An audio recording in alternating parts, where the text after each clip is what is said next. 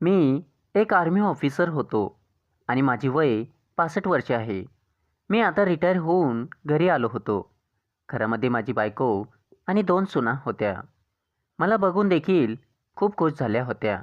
माझी बायको अपंग असल्यामुळे ती एका खोलीत पडून असायची. माझ्या दोन्ही सुना दिसायला सुंदर आणि अंगाने भरलेल्या अशा होत्या. त्या दोघीही सारखं माझ्या मागेपुढे करायच्या.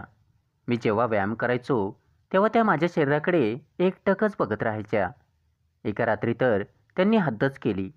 दोघीही पारदर्शी नाईटी घालून माझ्या खोलीत आल्या आणि माझ्यासोबत माझे नाव सर्जेराव आहे आणि मला 2 मुले होते आणि दोघांचीही लग्न झाली होती.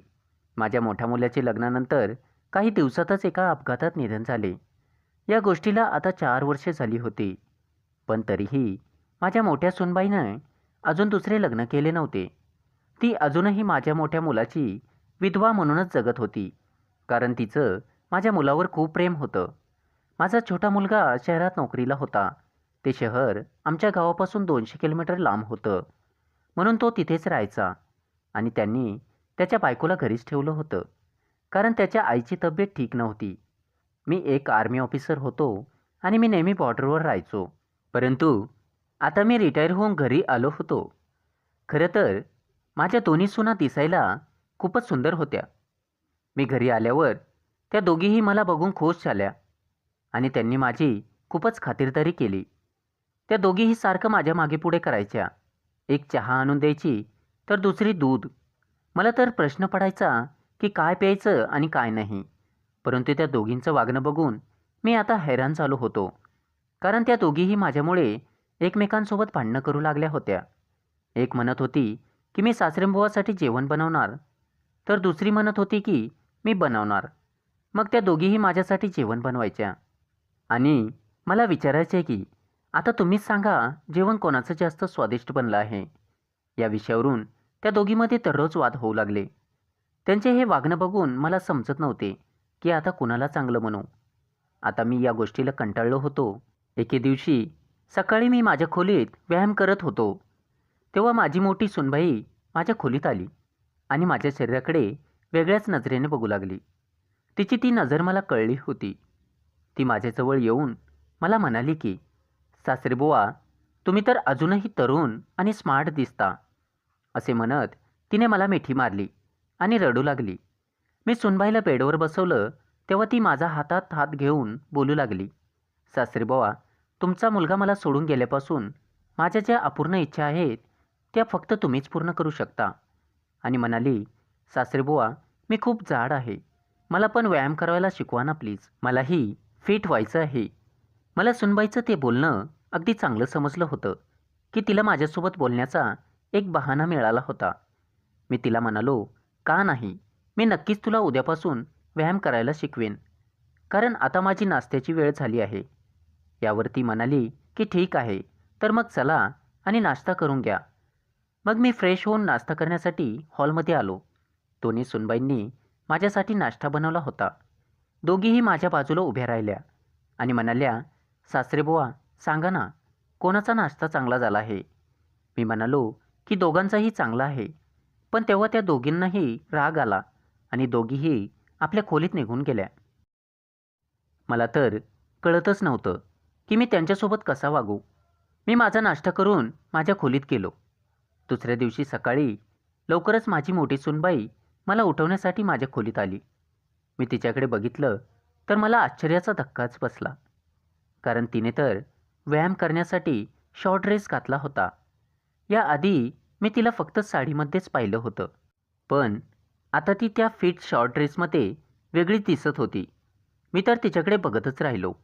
तिने मला अजून एकदा आवाज दिला आणि म्हणाली की उठा ना सासरेबुवा, बघा मी व्यायाम करण्यासाठी तयार झाली आहे. मी तिला म्हणालो की चल मी सांगतो तसं कर, आणि मी तिला व्यायाम शिकू लागलो. पण तेवढ्यात अचानक तिचा तोल गेला आणि ती खाली पडणार तोच मी तिला पकडलं आणि नकळत ती माझ्या मिठीत आली आणि माझ्याकडे एकटक बघू लागली. मीही तिच्या मिठीत भान हरवून बसलो होतो. नकळत मी तिच्याकडे आकर्षित होऊ लागलो होतो. आम्ही दोघे एकमेकांच्या मिठीत हरवून गेलो आणि आम्ही आमच्या इच्छा पूर्ण करणार तेवढ्यात लहान सूनबाई आली आणि आम्हाला असं एकमेकांच्या मिठीत हरवलेलं पाहून खूपच चिडली. ती माझ्यावर खूप जोरात ओरडली, "सासरेबुवा, हे सर्व काय चाललं आहे?" तिच्या आवाजाने आम्ही दोघेही भानावर आलो आणि पटकन स्वतःला सावरत बाजूला सरकलो. मी म्हणालो, "काही नाही सुनबाई, ते मी फक्त मोठ्या सुनबाईला व्यायाम करायला शिकवत होतो." यावर ती म्हणाली, की "हो, ते तर दिसतच आहे की तुम्ही तिला व्यायाम करवायला शिकत आहात की आणखीन काही." पुढे ती रागातच म्हणाली की "मी नाश्ता बनवून टेबलवर ठेवला आहे, पटकन फ्रेश होऊन या." मग आम्ही तिघांनीही नाश्ता केला, पण नंतर असं काही झालं त्याचा मी विचारही करू शकत नव्हतो. त्या दोघीही माझ्याबद्दल इतका वाईट विचार करत असतील याचा मी स्वप्नात देखील विचार केला नव्हता. कारण थोड्या वेळात दोघीही माझ्या खोलीत आल्या आणि म्हणाल्या की "हे बघा सासरेबुवा, आज तुम्हाला सांगावंच लागेल की आमच्या दोघींपैकी तुम्हाला कोण जास्त आवडतं." त्यांच्या या बोलण्यावर मी शांत नजरेने त्यांच्याकडे बघतच राहिलो.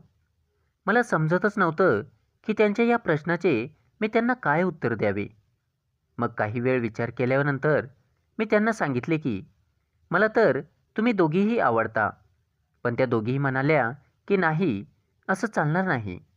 तुम्हाला आज नक्कीच सांगावंच लागेल, दोघींपैकी एक कोण आवडतं आणि कोण छान दिसतं." तेव्हा मी त्यांना म्हणालो की "आज रात्री दोघीही छान तयार व्हा, मग मी तुम्हाला सांगतो कोण छान दिसते ते." त्या रात्री त्या दोघीही तयार झाल्या आणि माझ्यासमोर आल्या. मी विचार करत होतो त्यापेक्षाही त्यांनी स्वतःला छान तयार केलं होतं. पण दोघींपैकी कोण छान दिसते हे मी सांगू शकलो नाही. आणि मी म्हणालो की "तुम्ही दोघीही खूप छान दिसत आहात आणि तुम्ही दोघीही मला खूप आवडता." माझ्या या बोलण्यावर दोघीही खुश होऊन स्वयंपाकघरात गेल्या.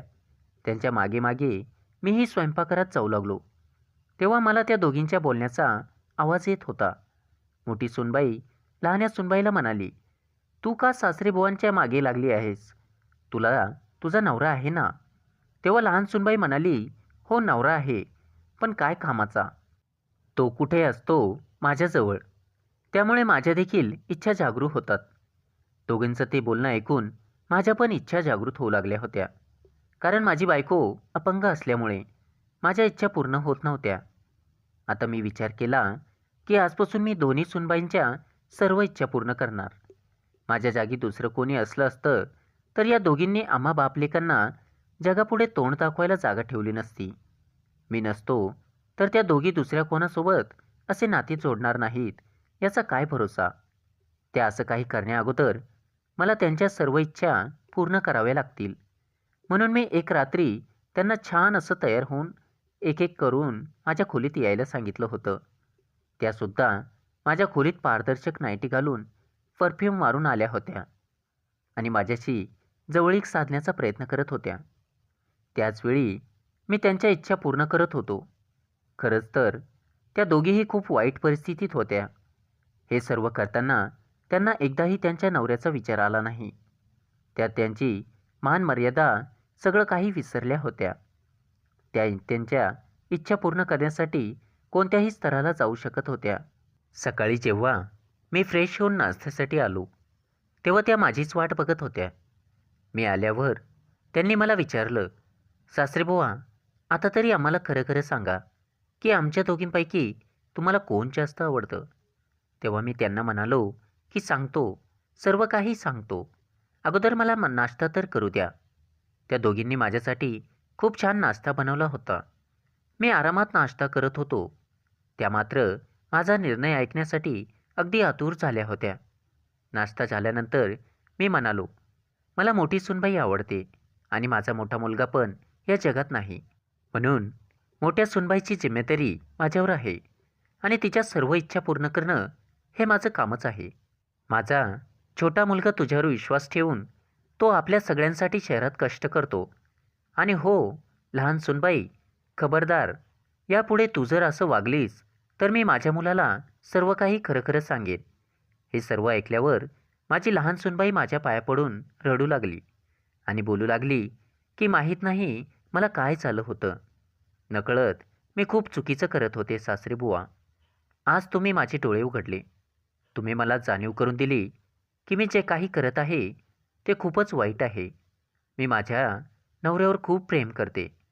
प्लीज तुम्ही त्यातलं त्यांना काही सांगू नका. आणि माझ्यासमोर हात जोडून माझी माफी मागू लागली. मग मी तिला माफ केलं. मंडळी, कथा आवडली असेल तर व्हिडिओला लाईक करा आणि चॅनलला सबस्क्राईब करा. धन्यवाद.